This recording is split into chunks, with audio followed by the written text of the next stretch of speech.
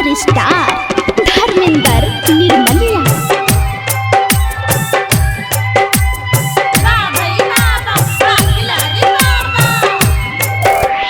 DJ Sumit Satish रैमा। माँ Gayatri recording studio.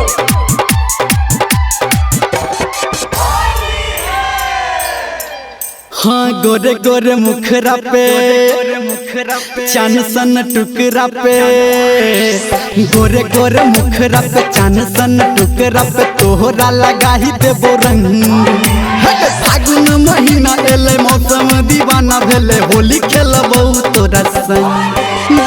गोरे गोरे मुखरा पे चान सन टुकरा पे तोहरा लगा ही देबो रंग। गोरे गोरे मुखरा पे चान सन टुकरा पे तोहरा लगा ही देबो रंग। हे फागुन महीना एले मौसम दीवाना भेले होली खेलबो तोरा संग। गोरे गोरे मुखरा पे चान सन टुकरा पे,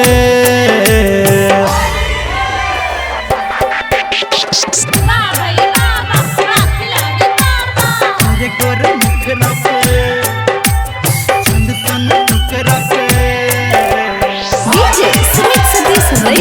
सुमित सतीश रैमा।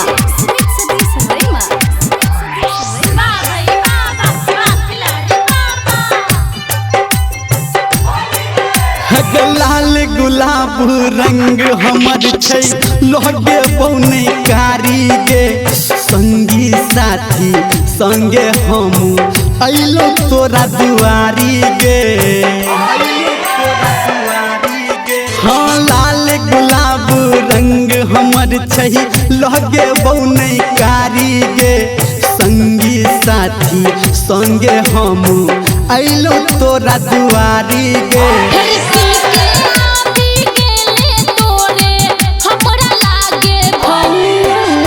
गोरे गोरे मुखरा पे चान सन टुकरा पे तोहरा लगा ही देबो रंग।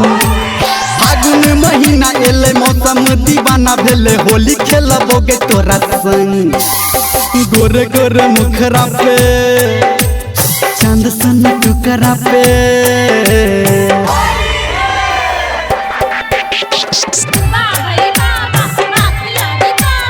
गोरे गोरे मुखरा पे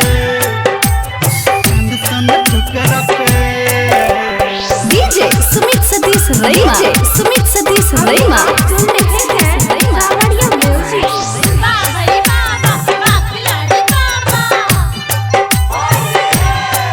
हाँ कहबे तो हम छुबो नहीं तोरा गोरी शरीर के।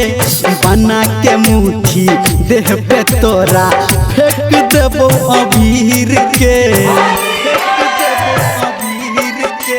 कहबे तो हम छुबो नहीं तोरा गोरी शरीर के।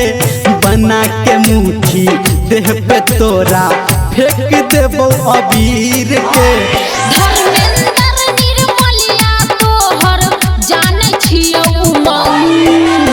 गोरे गोरे मुखरा पे चान सन टुकरा पे तोहरा लगा ही देबो रंग। फागुन महीना एले मौसम दीवाना भेले होली खेलबोगे तोरा संग। गोरे गोरे मुखरा पे चांद सन टुकरा पे रुक न गे।